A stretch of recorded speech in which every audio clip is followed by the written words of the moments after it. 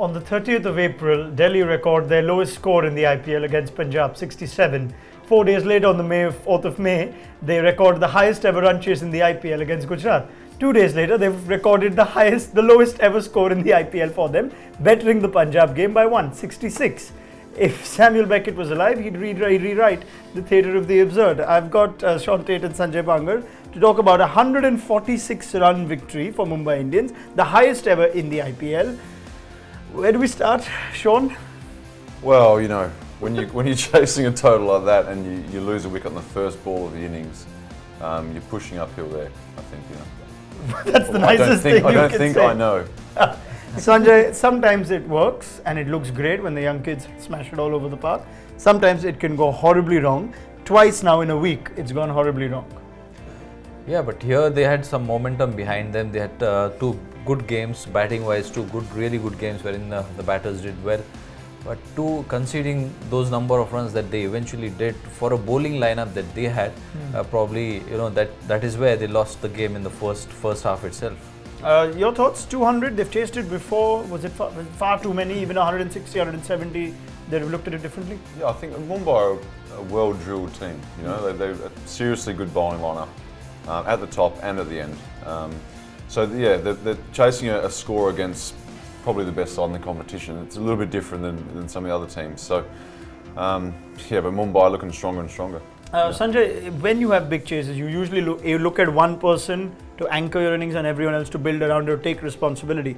The game like Gujarat now seems like an extraordinary anomaly where the kids hit it around and it works. Delhi just don't have that. Can we now look and say that this is a problem?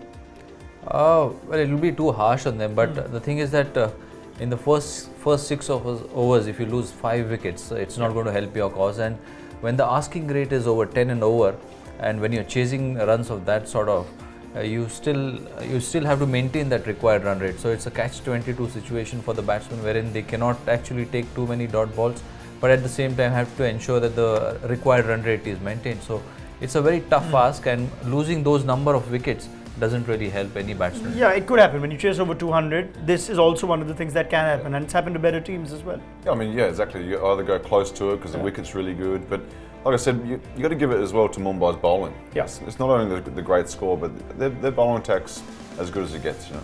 Okay, so with 18 points, if you look at the points table, Mumbai healthy with the run rate, securing almost certain for top spot now, certainly in the top 2, which is what the teams want in the group stage. As far as Delhi goes, that result has hit their net run rate badly. Could that very well be the difference at the end? Minus 0.66 now. Punjab would love that result. Hyderabad would like that result after going down earlier to Pune.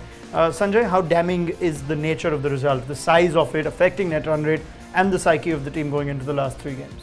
I mean, it probably leaves them out of the playoff race because if they have to win the next 3 games, they'll have to still win by bigger margins and hope that some other team falters towards the end. Otherwise, I mean, they've left far too much to be done, and also certain controllables are not within their control. Yeah. So psychological problems now for the team. At least they've got Paddy Upton.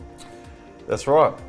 Yeah, so Paddy's there. He's one of his strength is to but he needs work to out the mind of the players. Well, team now. His job is to lift the team, the environment of the side, you know. So at least I got him. You guys going for Delhi then? To make it? No. No. I don't think so. I think they are as well as out of the top 4 race now. All right. Well, it's that sort of day for them. Bad day to have it, bad time for them. And even though a defeat could have still kept them alive, that net run rate could very well mean doomsday for Delhi. We'll see how things go. Results could still fall in their favour, but story of the night at the Kotla is that Mumbai have absolutely thumped them by 146 runs.